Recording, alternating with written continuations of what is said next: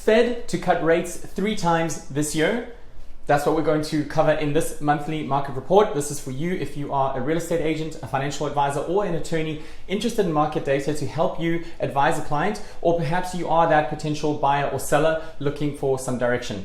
I'm Paulo Rodriguez. I've been a mortgage professional since 2005, and here is the market data that you need to make an informed buying or selling decision or help a client to do the same.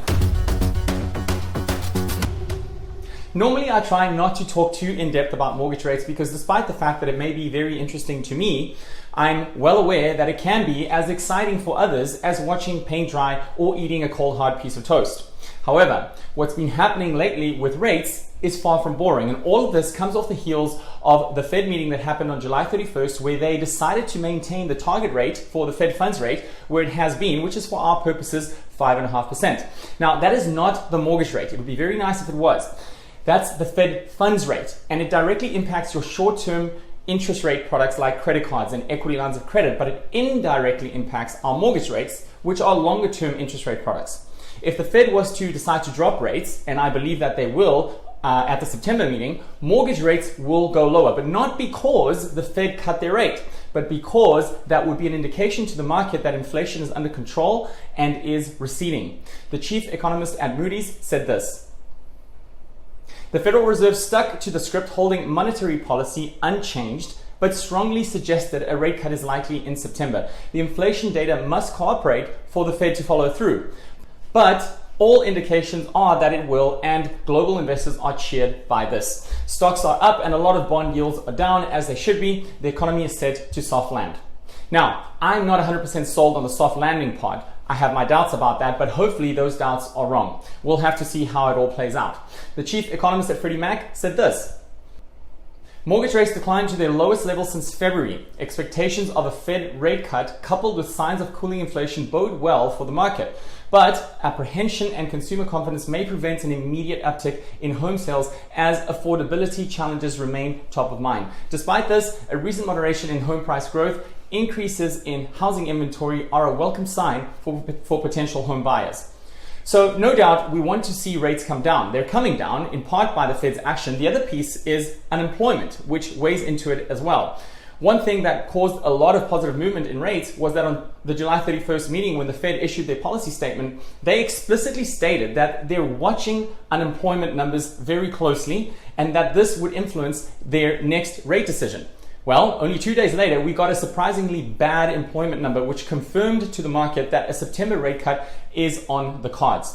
As I'm recording this, the average 30-year fixed rate is right at 6.4% according to Freddie Mac. Now, keep in mind that the source of this is Freddie Mac. So we're talking about a cookie cutter type of loan where the borrower has good credit, a decent down payment, and documentable income using W-2s or tax returns. Other loan types will have higher rates than this, so keep that in mind. Nevertheless, as you can see, we have had a pretty nice decline of about 1%, which bodes well for affordability, which means more people that were on the sidelines that couldn't buy a home can now buy a home. It's ultimately a good thing.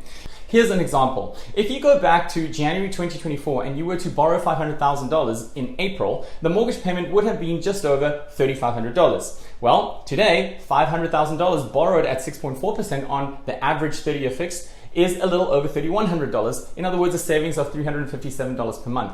It might not seem like a lot, and in many cases it's not a lot, but this will definitely have an effect on the psychology of would-be buyers that are watching from the sidelines. In a recent monthly report, I talked about the number of people last year that abandoned their search based on mortgage rates. They couldn't afford to do what they wanted to do. Well, that is now changing. The chief economist at the National Association of Realtors had this to say about that: "There's a large pent-up stored demand that could be released into the marketplace when conditions improve. Lower mortgage rates and more inventory. Inventory is finally turning up about 15%, and that is likely a leading indicator that we may finally see more home sales as conditions improve." So we're seeing mortgage rates come down. You're seeing inventory rising, which means more choices, and that is something that home buyers didn't have over the last couple of years. There is a pent-up need to move for many families that is now finally manifesting as more inventory. The chief economist at Fannie Mae said exactly that. Listings have trended generally upward as of late, suggesting that a rising number of current homeowners can no longer put off moving. So I think we're starting to see the beginnings of this turn in the market. We're starting to see the beginnings of what could be ahead for the next year. Now, I'm not saying that we're going to see a ton more demand coming out overnight, but I do think that we will see more demand. But the question really is, what's ahead? Should I sell? Should I buy? What's going to happen with home prices? Goldman Sachs said this: we expect consecutive 25 basis point rate cuts in September, November, and December. The slowdown in job growth in the July report likely overstates the decline in the underlying trend, but if the August unemployment report is also weak, then a 50 basis point cut would become likely. Now, I certainly think that Goldman Sachs knows what they're talking about, but let's not forget that they got it very wrong earlier this year, calling for rate cuts to start in March, and that there would be 6 of them in 2024.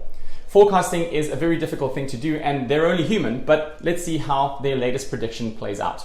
So in closing, what exactly is that going to impact, you might ask? I would make the case that that's going to impact home prices. Over the last several weeks, we've seen news articles that say, is a price correction coming? Are home prices going to fall? Here are the top 15 markets where prices are going to fall. And of course, this is certainly going to be determined by the area of the country that you're in and the price point that you're in. But I will say this: I believe as mortgage rates come down, it's going to keep upward pressure on prices in a very normalized or moderate way, but upward pressure nonetheless. What that means to us is that we continue to see a strong case to buy real estate for the long term. That's a wrap for the September market report. I appreciate you listening in. Forward, subscribe, share. I'll be back next month. But before you go, if you're looking to purchase or refinance or know someone that is and would like a no-cost consultation with me personally, feel free to reach out and I'd be happy to analyze if your debt is structured in the most optimal way or if there's room for improvement. Thanks for watching. Bye for now.